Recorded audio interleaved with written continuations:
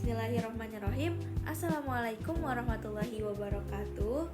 Perkenalkan, nama saya Aisyah Farahdika dari kelas KPI 2A dengan NIM 12512900028. Di video kali ini, saya akan menjelaskan pengalaman dan perasaan saya serta kesan-pesan yang saya lakukan selama menjalankan tugas UAS atau challenge 10 hari yang diberikan oleh dosen saya, Pak Fahrudin Jayadi, dalam mata kuliah Etika dan Filsafat Komunikasi. Oke, langsung aja kita lanjut ke kesan saya selama menjalani 10 hari challenge tahajud ini. Awalnya jujur pas ngedengar challenge ini diberikan, saya ngerasa bisa nggak ya saya bangun pagi untuk sholat tahajud selama 10 hari. Rasanya berat banget pasti. Akhirnya saya mulai melakukannya di hari-hari selanjutnya. Pada hari pertama sampai hari ketiga itu rasanya berat banget karena saya harus bangun di saat mata kita masih berat, mata saya masih berat, masih lengket, dan harus memaksakan diri untuk wudhu dan sholat tahajud. Gak jarang juga waktu udah gelar sajadah, udah pakai mukena, malah ketiduran lagi karena saking ngantuknya. Apalagi pada saat-saat itu banyak lagi sedang sibuk-sibuknya dengan tugas kuliah dan segala macam. Namun pada hari-hari selanjutnya saya mulai membiasakan diri untuk tidak bangun terlalu malam dan tidur lebih awal, sehingga pada saat tahajudnya lebih mudah untuk bangun. Walaupun kadang juga masih tahajudnya mepet sama subuh, akhirnya ya hanya cukup untuk 2-4 rakaat aja, seperti itu. Tapi di hari-hari selanjutnya saya berusaha untuk terus konsisten di jam yang sama supaya tidak mepet sama subuh. Terus dan saya berhasil melakukan 10 hari tersebut tanpa bolong. Lalu untuk 10 hari membaca Quran, saya selalu membaca Quran setiap setelah subuh dan setelah isya, karena alhamdulillah lingkungan yang mendukung saya untuk terus membaca Al-Quran, sehingga saya bisa membaca Al-Quran secara rutin setiap harinya hingga saat ini. Jadi untuk membaca Al-Quran sendiri saya tidak begitu merasa keberatan karena saya sudah cukup terbiasa dengan hal itu. Lalu challenge yang terakhir adalah challenge membaca buku.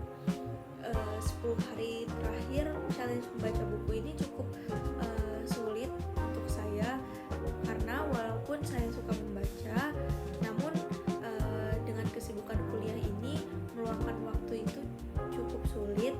Jadi saya berusaha selama 10 hari ke belakang saya meluangkan waktu sekitar 15 menit untuk membaca buku. Bahkan terkadang karena saya suka membaca, terkadang lebih dari 15 menit tidak terasa sudah terlewat. Memang awalnya sulit, apalagi ada godaan HP dan segala macam, notif dari WA, notif dari IG dan yang lainnya, itu merupakan godaan-godaan yang berat. Namun memang setelah dipikir-pikir lagi, setelah saya rasakan kembali, membaca buku memberikan banyak manfaat kepada saya yang pastinya membuat fokus saya lebih terlatih lagi, lalu membuat wawasan saya bertambah pula. Dan challenge yang terakhir yang diberikan adalah berbincang atau berkomunikasi dengan orang tua. Dan dari challenge itu saya belajar bahwa orang tua memiliki harapan yang besar kepada anaknya. Walaupun orang tua di depan merasa terlihat biasa-biasa saja, namun di dalamnya mungkin saja orang tua kita memiliki harapan yang penuh kepada anak-anaknya.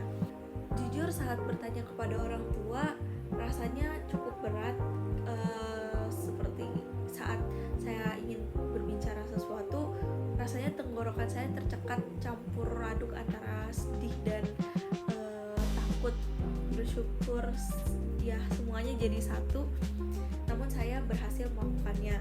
Dan sekarang apa yang saya rasain setelah 10 hari ini selesai, saya merasa saya lebih ringan dan merasa lebih teratur serta lebih fokus dalam menjalani sesuatu. Tugas yang diberikan ini awalnya emang terasa seperti beban, terasa sulit sekali, tapi ternyata setelah dijalankan ini tidak seburuk yang saya kira. Saya mendapatkan banyak manfaat dari menjalankan tugas ini.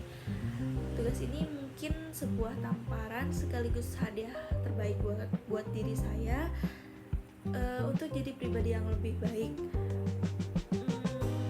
Lalu saran dari saya, mungkin untuk teman-teman yang ingin melakukan sholat tahajud atau melakukan sesuatu, segalanya berada pada konsistensi.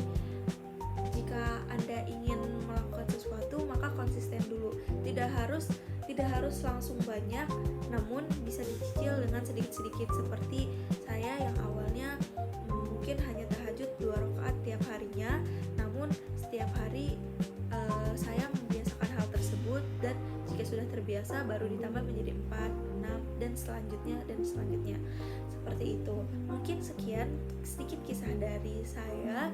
Terima kasih kepada Pak Fahrudin yang sudah memberikan tugas ini kepada saya. Terima kasih juga sudah mendengarkan cerita perjuangan saya. Sekian dari saya.